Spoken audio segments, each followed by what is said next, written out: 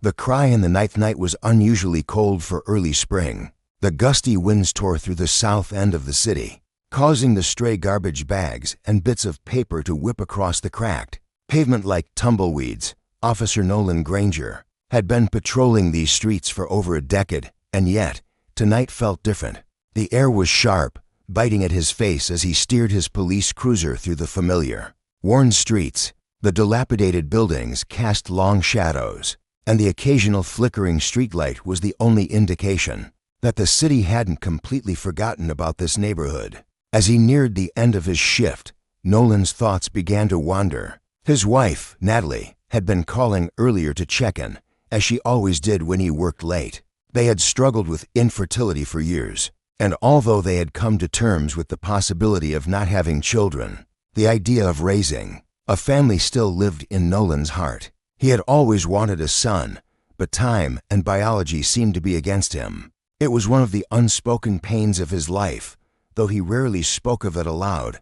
Instead, he buried it under the weight of his duties as a cop, always focusing on the next call, the next case. He focused on the job because it was easier than confronting the ache of longing. Tonight, the usual humdrum of his late-night shift suddenly fell to still. The kind of stillness that sets the hairs on the back of your neck on edge. It was just past midnight when the cry came. It was faint at first, almost like a sound carried by the wind, distant and unclear. Nolan frowned, instinctively slowing down as his eyes scanned the area. There was something in the air tonight. Something wrong. Another cry. This one was sharper, more distinct. Nolan's ears perked up, the urgency in the sound snapping him out of his contemplative state. At first, he thought it might have been an animal, maybe a cat, or some other stray creature in distress, but then the cry came again, high-pitched, unmistakable. It was a baby. His hand instinctively moved toward the radio to call for backup, but something told him this wasn't a routine situation. His stomach dropped, and a sense of dread overtook him. With a flick of his wrist, he turned off the radio and parked the cruiser. He grabbed his flashlight from the dashboard and stepped out into the cold night air, his boots crunching against the gravel. His heartbeat seemed to echo louder than the wind as he walked toward the alley where the sound had come from. The alley was dark, dimly lit by a single, flickering bulb. It was narrow, flanked by a few rusted dumpsters and the skeletal remains of what appeared to be an old warehouse. As he advanced, the smell of garbage and decay became overwhelming. But it wasn't the smell that caught his attention. It was the faint, wet sound of crying that led him deeper into the alley. Nolan's mind raced. What kind of monster would leave a child out here to die, abandoned in the cold with nothing but trash as company? The cries grew louder as he reached the back of the warehouse where the dumpsters were piled high. One of them was slightly ajar, and it was from inside that the cries emanated. Nolan hesitated only for a moment before he stepped closer, his heart hammering in his chest. He shone the flashlight over the dumpster, his eyes scanning the area frantically, and then he saw it. A tiny hand, pale against the darkness, reached out from under a ragged t-shirt that had been hastily thrown over the baby. Nolan's breath caught in his throat as he quickly crouched down beside the dumpster, his heart sinking with each passing second. The baby, no older than a few hours, lay there, curled into a fetal position, its skin dark and damp with sweat. The umbilical cord was still attached, hanging loosely from the baby's belly. The child's chest rose and fell with shallow breaths, barely clinging to life. It was a sight Nolan would never forget. The child's cries were weak now, barely audible. Nolan's instincts as a father kicked in. He didn't hesitate. He quickly removed his jacket and gently wrapped it around the baby, pulling it close to his chest to keep the infant warm. He didn't care that his hands were shaking, didn't care that his own heart was racing with panic. All that mattered was this child, this tiny, fragile life that had been left behind, discarded as if it didn't matter. The baby's skin was cold, and the air around them was biting.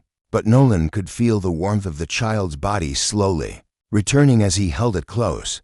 He placed the baby in his arms, securing it gently, and stood up, scanning the alley for any sign of the baby's parents.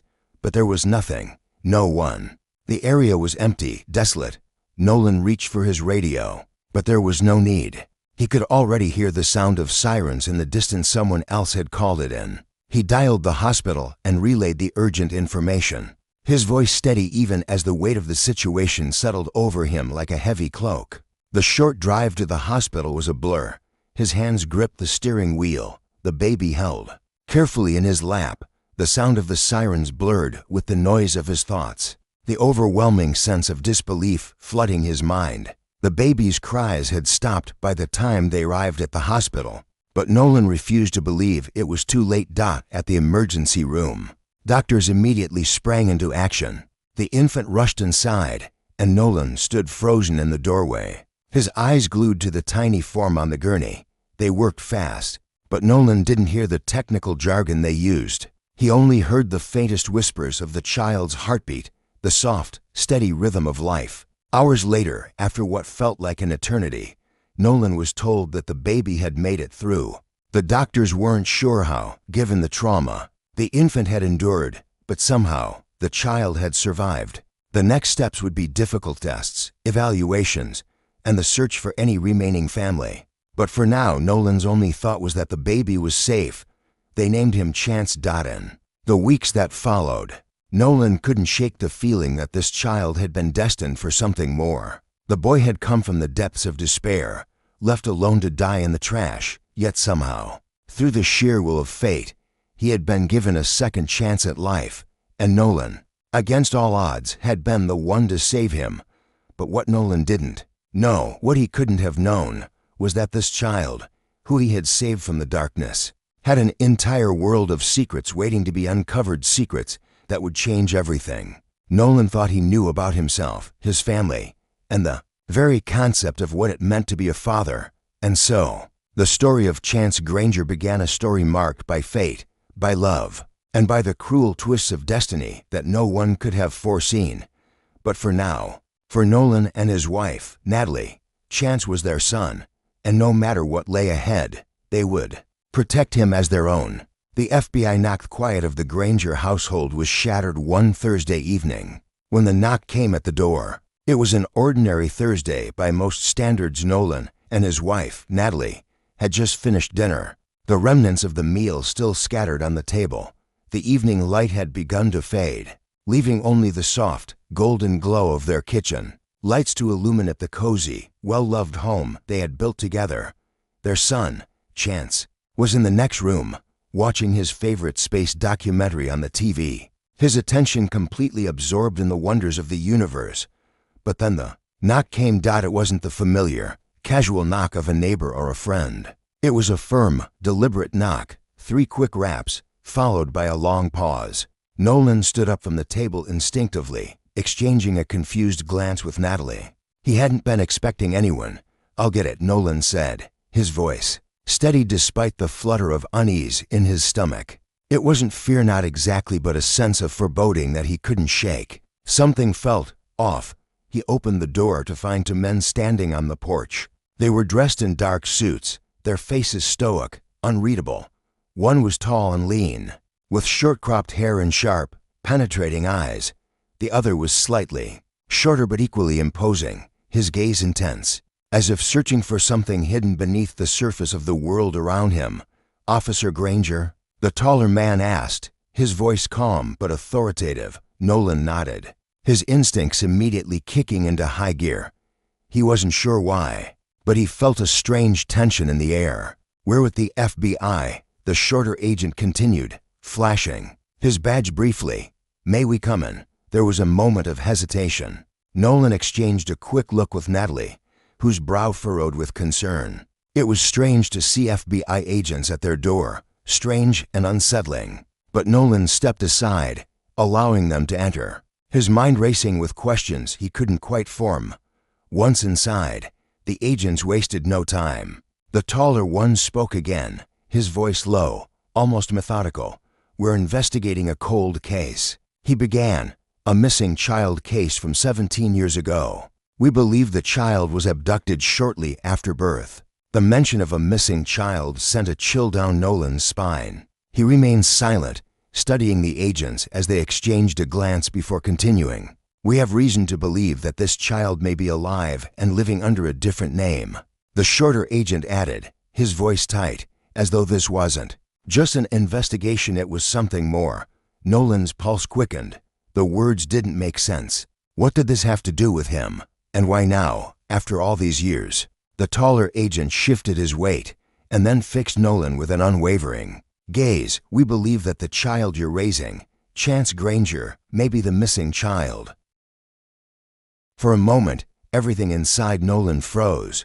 The air felt suddenly thin, as though he had been plunged into a space where nothing was real anymore. The words hung in the air, heavy with implications that he couldn't begin to understand. Chance, his son, the boy he had raised for 17 years, the boy he loved like his own flesh and blood. They were suggesting that Chance wasn't his child at all, that the baby Nolan had pulled from that dumpster all those years ago, the baby who had survived against all odds, might have been stolen. His thoughts swirled, crashing together, but before he could find his voice, the taller agent spoke again. "We'd like to speak with your son." "Chance," the agent said, his tone leaving no room for argument.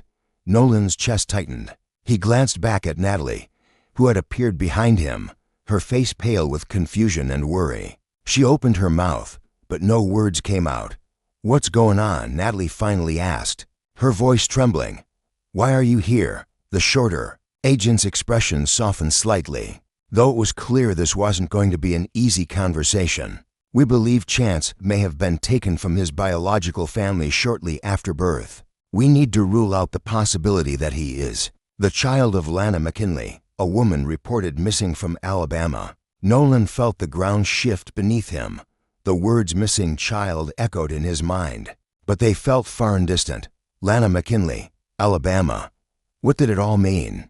The agents continued speaking, but Nolan couldn't fully absorb their words. All he could think about was Chance, the boy who had become his son in every sense of the word. Was it possible? Had someone truly taken him, or was there another explanation entirely? "We also need a DNA sample from Chance," the taller agent added.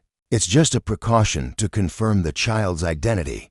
The words hit Nolan like a punch to the gut. He felt the air leave his lungs, the weight of the situation sinking in. They wanted a DNA test to prove that Chance wasn't really his. The idea was absurd, but the agent's calm professionalism told him it was more than just a routine check.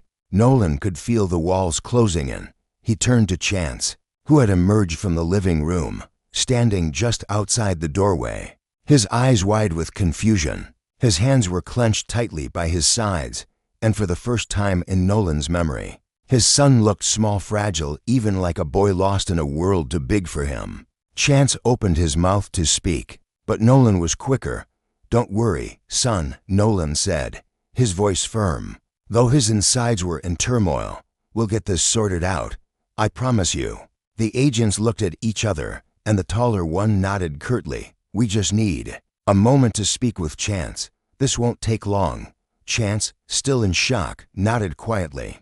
The silence between them was thick and heavy, each person trapped in their own thoughts. Natalie stood beside Nolan, her hand resting on his arm, though her grip was tight and trembling. Chance sat on the couch, and Nolan pulled a chair up beside him. The conversation was brief, an attempt to reassure him, to let him know that this wasn't something they had expected, that they were going to get to the bottom of it together. But Chance wasn't asking questions. He just sat there, his eyes focused on his hands, his mind clearly racing with the same confusion Nolan felt.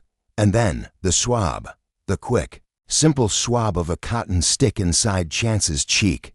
The agents were polite, professional, and efficient, but to Nolan, it felt like an invasion, an attempt to tear apart the fabric of his family. As they left, the silence in the room was deafening. The door clicked shut behind them, and the weight of their departure hung in the air like a storm cloud ready to break. Nolan didn't know what to say, so he didn't.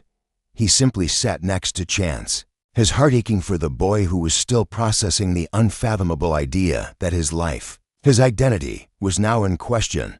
"I didn't know," Chance finally whispered, his voice small and uncertain. "Do you think I was stolen?" "No, son," Nolan replied firmly, his voice breaking only slightly. "I don't think that. I don't believe it. But we'll find out what really happened. I swear to you we'll get through this."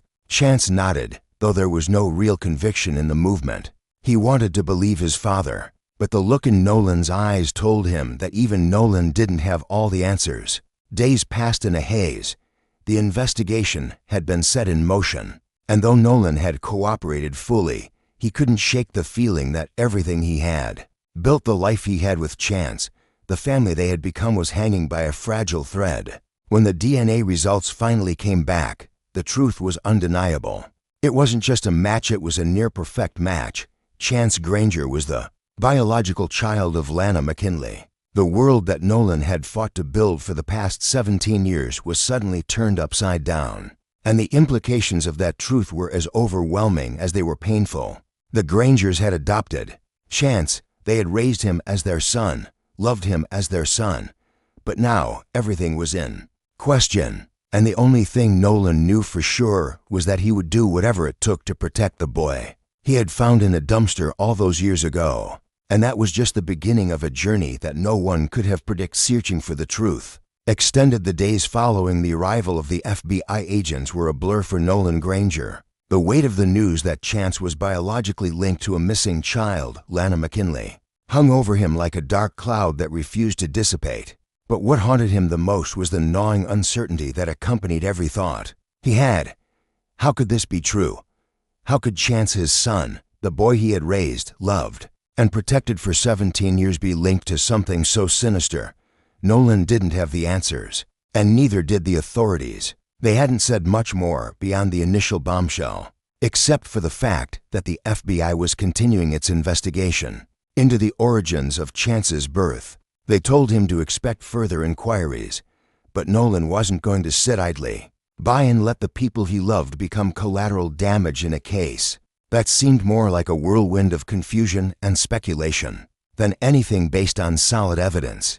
Nolan spent the following days trying to put the pieces together, but every lead, every document, every conversation only deepened the mystery. The authorities had provided him with little information about the circumstances surrounding Lana McKinley's death. They mentioned the malpractice case at the clinic, the woman who had allegedly died during childbirth, but there was something about the way the agents spoke, like they were withholding something. The more Nolan thought about it, the more questions piled up in his mind. He knew Chance. He knew his son better than anyone. There was no way Chance had been kidnapped or taken from his biological family. He had found him in the trash, helpless, and had brought him into his life with love and hope. He had never given up on Chance, and the boy had never doubted that Nolan was his father. But what if they were wrong? What if Chance wasn't the baby Nolan had rescued from the dumpster all those years ago? What if the truth was even more twisted than he could imagine? Chance, too, was struggling. His entire world had been shattered by the news. As the boy sat in his room, combing through the old records he had kept from his childhood, he was filled with a sense of unease. His life had always been a story of acceptance and love. He had never felt the weight of his race in a negative light, even though people would often ask him about his real family, as though Nolan and Natalie could never truly be his parents. He had never questioned where he came from, nor did he think it mattered. His parents had given him everything: a home, stability, and love.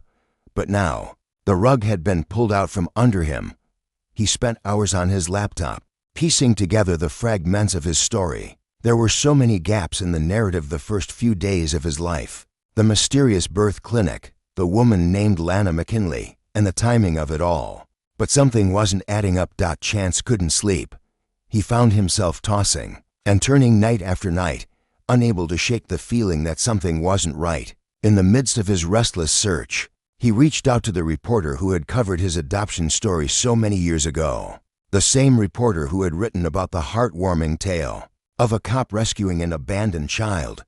He had hoped that perhaps there was something, anything, the reporter could help him dig up.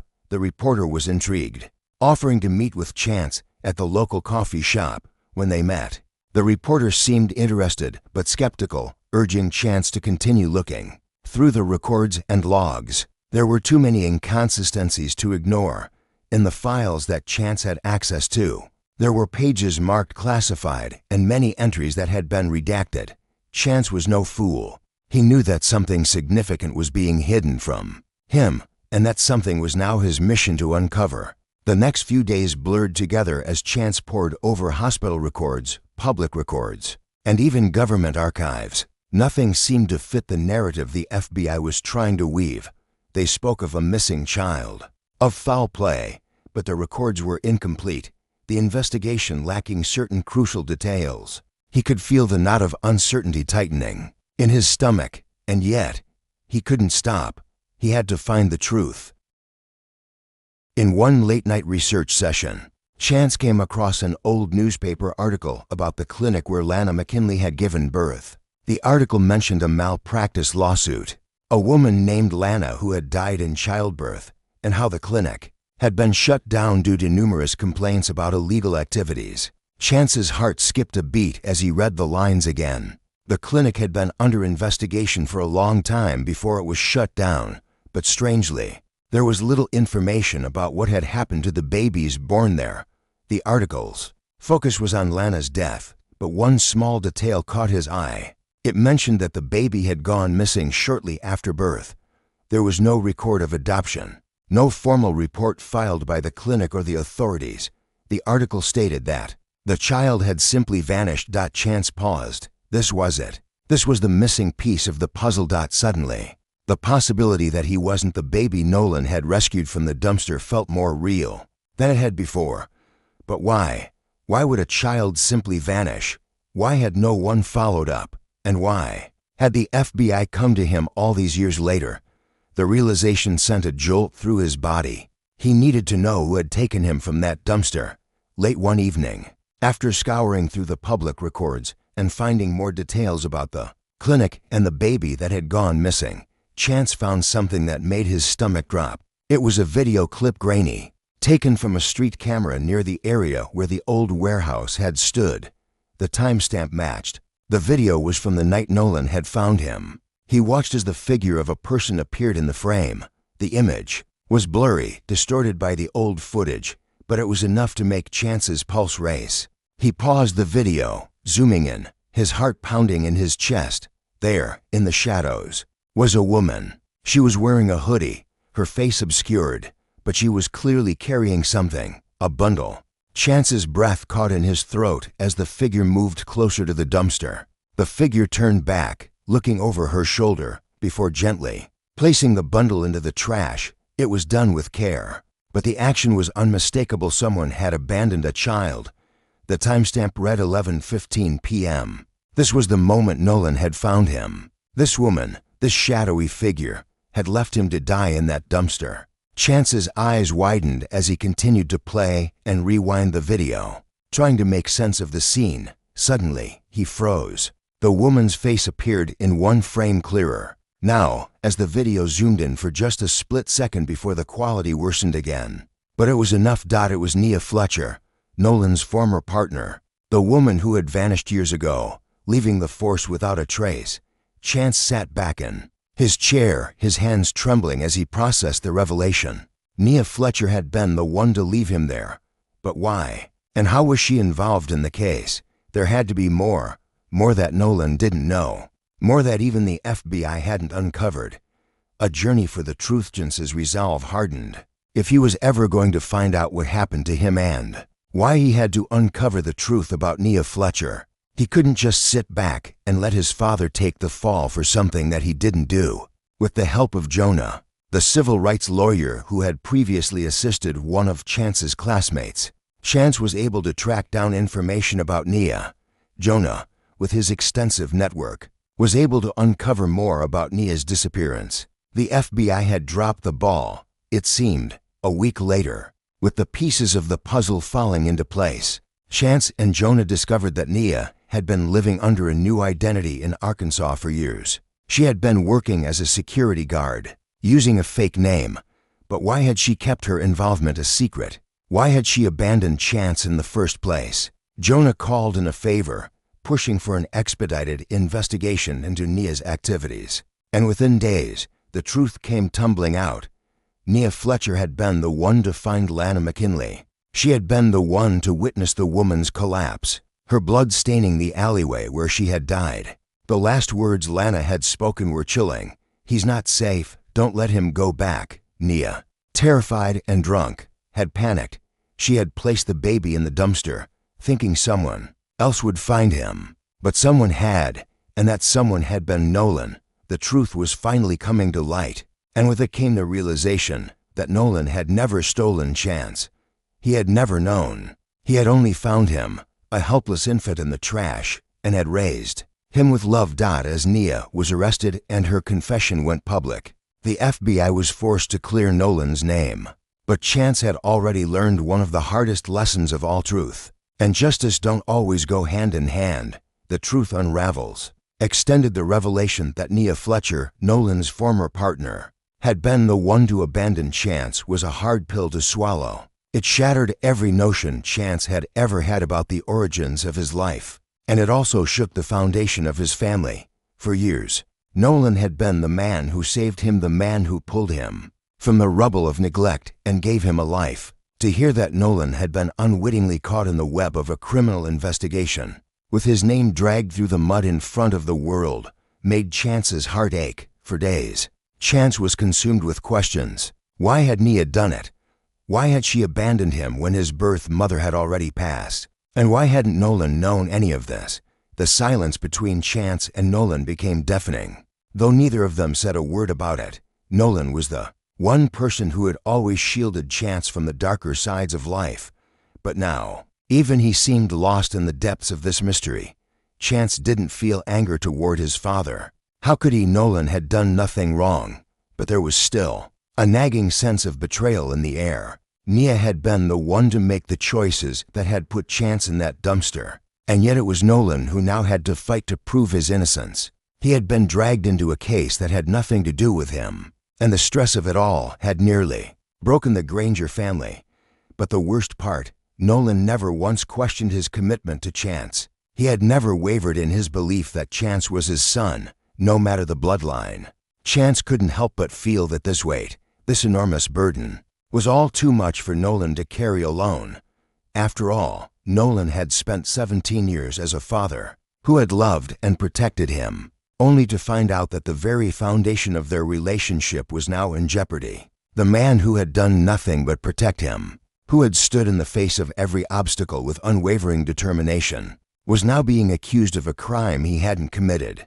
Chance knew one thing for sure: he wasn't going to let the past define who they were as a family.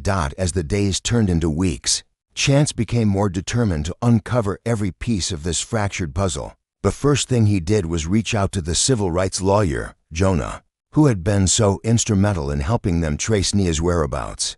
Jonah was a no-nonsense kind of guy, and he had been crucial in getting the information they needed to track Nia down. Together, they began digging into her past, trying to understand the woman behind the mask of a former cop who had vanished without a trace. Jonah, with his vast network of connections, was able to trace Nia's life after she left the force. He discovered that she had been living under an assumed identity in a small town in Arkansas. She had changed her name, started a new life as a security guard, and disappeared from the radar altogether. But why? What was she running from? The more they learned about Nia's life, the more questions they had. There was something about her sudden disappearance that didn't add up. No one in her circle had known she was involved in the case surrounding Chance, and there had been no indication that she had ever taken a personal interest in the child.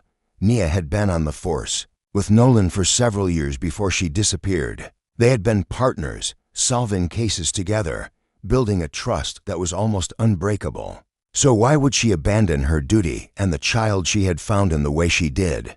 Jonah had a theory, but it was a theory that felt almost too chilling to consider.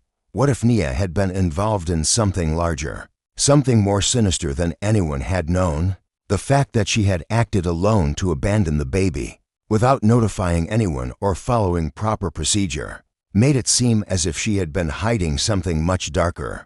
It wasn't until they traced back to the night that Nolan had found Chance that they uncovered a chilling detail. Jonah had obtained an old security camera feed from the gas station across the street from the warehouse. The footage wasn't much, grainy, low resolution, and almost impossible to decipher, but there was one key moment in the video. that caught Chance's attention. A shadowy figure, Nia, was seen walking past the warehouse, carrying something in her arms. The timestamp was exactly 1 hour before Nolan had arrived at the scene in the video. She looked around furtively, checking to see if anyone was watching before walking towards the dumpster. She hesitated for a moment, glancing over her shoulder, and then gently placed the bundle into the trash. But the more Chance studied the video, the more he noticed something strange. The baby had been placed with care, too much care for someone who was supposedly abandoning a child. The way Nia had done it suggested that she was trying to protect the baby, not just discard it. Her face, though obscured, held a moment of uncertainty, something that hadn't been clear in the initial footage. There was hesitation, a flicker of something more complicated than simple abandonment. The entire ordeal had been a series of decisions made in fear, in confusion, in panic. Nia hadn't stolen him. She had been a victim of circumstance, caught in the wrong place at the wrong time, forced into making decisions that would affect the lives of so many. But now that the truth had come to light, Chance knew what he had to do. He had to confront his father with the truth. Nolan had raised him with love, never once questioning his place in the family. And it was that love, pure and unconditional, that had made Chance who he was. Nolan deserved to know everything. The weight of the truth was finally starting to settle in. Chance understood now that his family, his real family, wasn't defined by blood. It was defined by love, by the sacrifices Nolan had made for him, and by the bond they shared. The truth had been painful, but it had also brought a clarity that Chance had been searching for his entire life. He didn't know what the future would hold, but one thing was certain: the love between a father and son could never be broken by the lies of the past. Return home extended. The days that followed Nia Fletcher's confession were a whirlwind of emotions, public attention, and an overwhelming sense of relief, but also a profound sadness. The truth had been revealed, and Nolan's name had finally been cleared. The FBI had dropped all charges against him within 48 hours of Nia's confession. But the fallout was far from over. The world, it seemed, was intent on redefining Nolan's place in the story of Chance's life, casting him both as a hero and a victim in the same breath. The press spun the narrative, focusing on the emotional reunion between the boy he had raised and his biological family, the McKinleys, and how a simple twist of fate had brought Chance to the Grangers. But for Nolan, the most important story was the one that hadn't made the headlines: the story of him and Chance, of the years they had spent together as father and son, of the bond that had been forged in the trenches of love and uncertainty.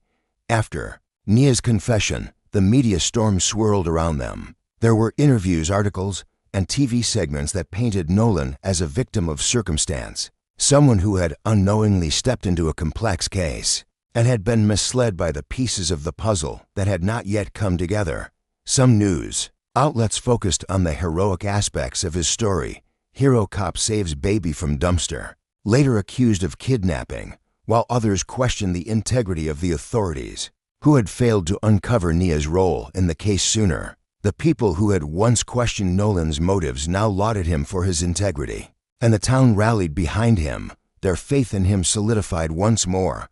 But the noise, both from the press and the public, felt hollow to Nolan. It was hard for him to reconcile the accolades with the pain that had come with the last few weeks. The feeling of betrayal still lingered. Nia's actions, Chance's confusion, the weight of the DNA test results. It was a lot for anyone to process, let alone a father who had spent so many years fighting to protect his family. The most difficult part, though, was facing Chance. For all the noise of the outside world, Nolan's eyes were always on his son, the boy who had called him dad for 17 years, who had known no other parent but Nolan and Natalie. Chance had been caught in the crossfire of a story that wasn't his own, and despite everything, Nolan could see the struggle in his eyes. Chance was carrying the burden of the truth in ways Nolan couldn't fully understand. It wasn't just about biology for Chance. It was about identity, trust, and the weight of the world shattering around him. Despite the noise, Nolan knew one thing: he would protect Chance. He would remind him, every day if necessary, that nothing had changed. They were a family.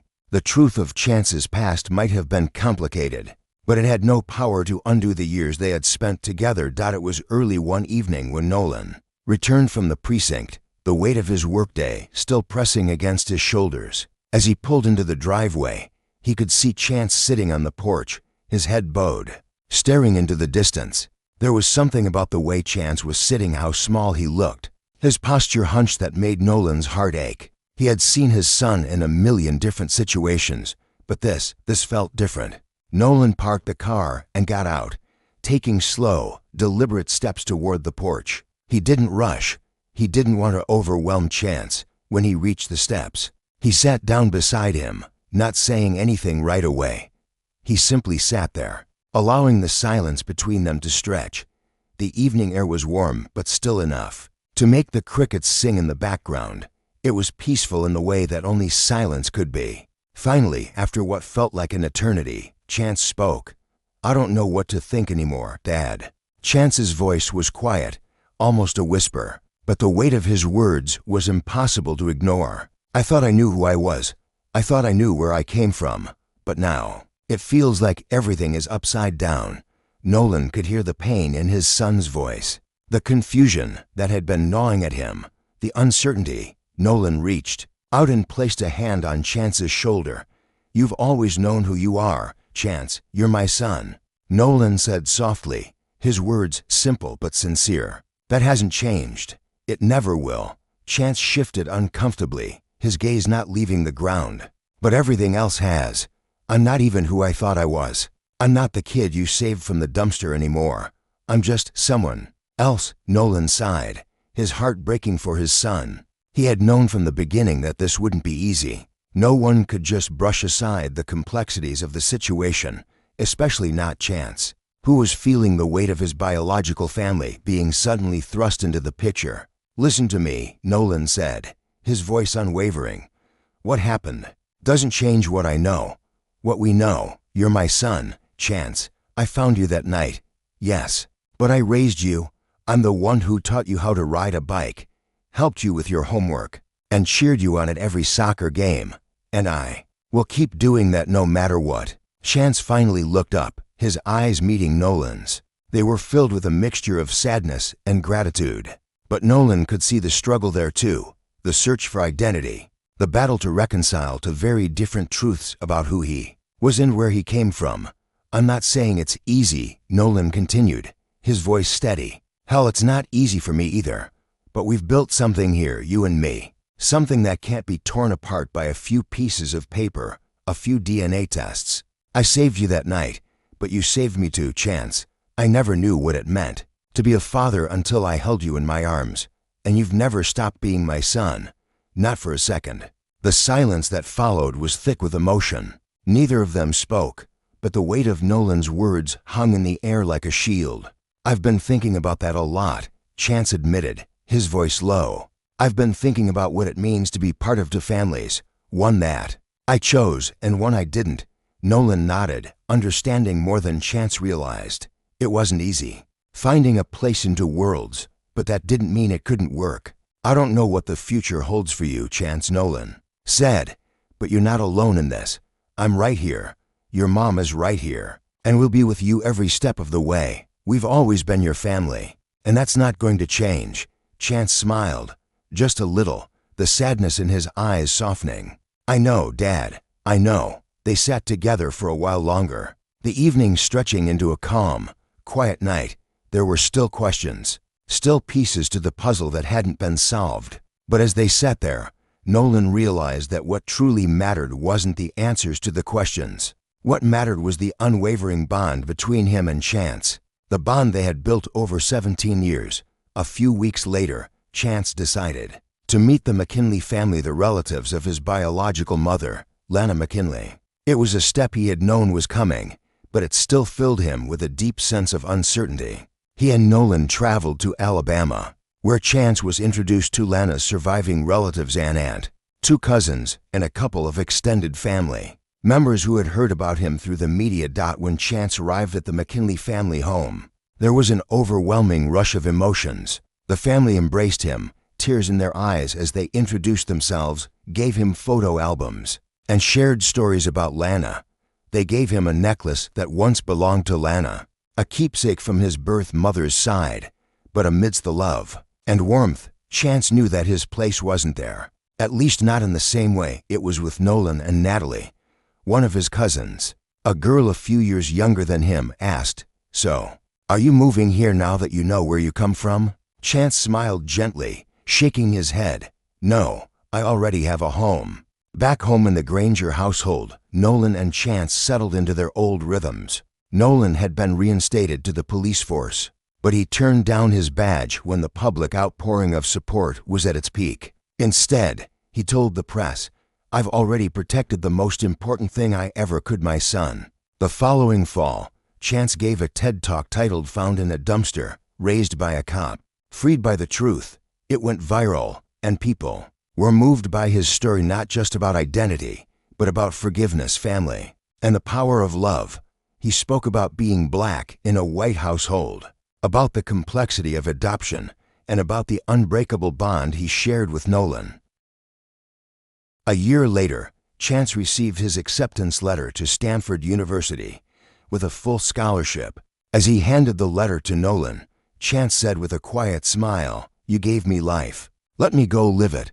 Nolan, his voice thick with emotion, said, "Only if you call every Sunday." And just like that, the two men embraced once more, each knowing that the bond they shared could never be broken by time, circumstance, or the truths of the past. Some things, Nolan knew, were simply unbreakable. A new chapter extended the months following Chance's acceptance into Stanford, were a whirlwind of mixed emotions for both him and Nolan. There was an overwhelming sense of pride, of course. Chance had worked so hard to get to this point, and his dreams of becoming a doctor were now within reach. Yet, there was also a quiet sadness, a sense of impending loss that neither Nolan nor Chance could fully articulate. It wasn't just the typical parent-child separation that comes with a child leaving for college. It was the weight of everything they had been through. Nolan had never imagined this moment would come like this. It wasn't supposed to be like this when he had found Chance in that dumpster.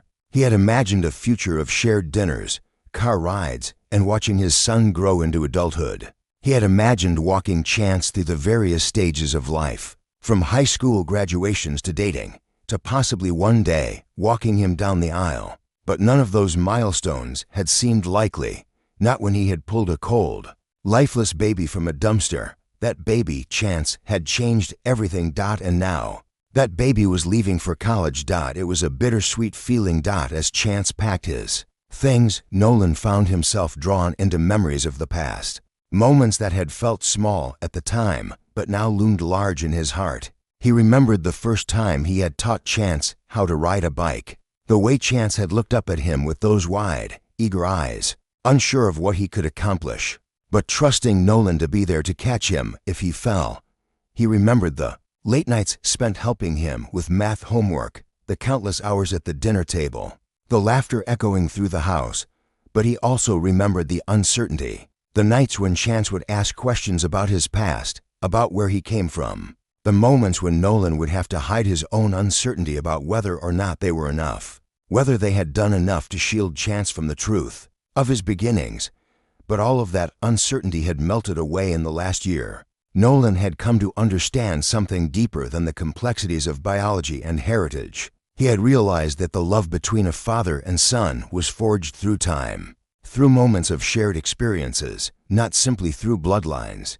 He knew now, without question, that Chance was his son, not because of the DNA tests, not because of the circumstances of his birth, but because of every second they had spent together. They had built something far stronger than biology. They had built a family. So, as Nolan watched Chance pack his things, preparing to leave for Stanford, he couldn't help but smile through the tears. He was proud, more than he had ever imagined he could be, and though part of him felt as if he were losing his son to a new chapter of his life, another part of him knew that he had prepared Chance for this moment. He had given him the tools to succeed, the love to thrive, and the support to go after whatever dreams lay ahead. It was late at night when Chance came down the stairs for the last time, his suitcase packed, his duffel bag slung over his shoulder. He stood at the foot of the stairs, looking around the House one last time, as if trying to hold on to the place that had been his home for so long. Nolan stood in the doorway of the living room, watching his son. There was no need for words at that moment. Everything had already been said in the days, weeks, and months that had passed since the truth had been uncovered. The unspoken bond between father and son was thick in the air, woven through every glance, every shared moment of silence. Chance looked up at Nolan. His eyes filled with something Nolan couldn't quite place. "Dad," Chance said, his voice a little unsteady. I don't know if I can do this." Nolan stepped forward, his heart swelling with love for this young man who had grown so much. "You can do anything, Chance. You've always been capable of more than you give yourself credit for. You've got the heart, the mind, and the drive. Don't ever forget that." "I won't," Chance replied softly, but there was a hesitation in his voice. "I don't want to leave you. I don't want to leave home." Nolan pulled Chance into a hug, one that was tight, firm, as if trying to hold on to this moment for as long as possible. "You're not leaving home," Nolan said, his voice thick with emotion. "Home isn't a place, Chance, it's who you have with you. You'll always have us, no matter where you are. And you'll always have a place here when you need it." They stood there for a long time, just holding each other, neither of them willing to let go. Eventually, Chance pulled away and gave a small, bittersweet smile. "Thanks, Dad, for everything." Nolan smiled back, though his own eyes were wet with unshed tears. "You don't need to thank me. I'm just glad I could be a part of your life. Go, live your life. Make it your own." The next morning, Chance was off to Stanford, and Nolan and Natalie watched as he disappeared down the long driveway, the car packed with everything he thought he might need for the next phase of his life. The house felt emptier without him, quieter in a way that was both unsettling and expected. The Granger family had been changed forever, but there was a sense of peace that Nolan hadn't expected. They had weathered the storm together, and now, Chance was setting off on his own path. Over the following weeks, Nolan settled back into his routine at the precinct, but life felt different. It was quieter at home, and the house, once filled with the sounds of Chance's laughter and the bustle of daily life, now seemed like an echo of what had been. Natalie kept herself busy with her work, but they both knew that something had shifted. Their family was still strong, still united, but it was no longer just the three of them. Chance was carving out his own future, making his own way in the world, and Nolan could only watch from a distance as his son grew into the man he had always hoped he would become. But every Sunday, without fail, Nolan and Chance would talk on the phone, and as the months passed, Nolan began to realize that it didn't matter how far Chance went or what he achieved. Their bond was unshakable. Their relationship was more than just a family bond. It was a testament to the love that could flourish. Despite the odds, despite the confusion and pain of the past, they had found each other in the most unexpected of ways, and no distance could ever diminish the strength of their connection. Chance's first semester at Stanford passed in a blur of new experiences, new challenges, and new friendships. He worked hard, attended classes, and explored his new world. But as he did, he also carried with him the lessons his father had taught him, the lessons of resilience, perseverance, and love. He knew now that no matter where life took him, he was never truly alone. In the winter, Chance returned home for the holidays. As he stepped through the door, the familiar warmth of the house wrapped around him, and for a brief moment, it felt as if nothing had changed. But it had, in the best possible way. He was different now, older, wiser, more sure of himself. And yet, when he walked into the living room, Nolan was still there, just as he had always been. A steady, unwavering presence in his life. "Home," Chance said softly, taking in the sight of the room. "It's still home," Nolan smiled, stepping forward to embrace his son once again. "It always will be. Son, no matter where you go, no matter where life takes you, you'll always have a home here." And just like that, the years of uncertainty, of searching for answers, of grappling with identity and family, seemed to fade into the background. What remained was a simple, unbreakable truth. Some bonds are forged in the toughest fires, and no matter the distance or the time that passes, those bonds will never break. The Grangers were no longer just a family by adoption or by chance. They were a family by choice, and that, in the end, was all that truly mattered.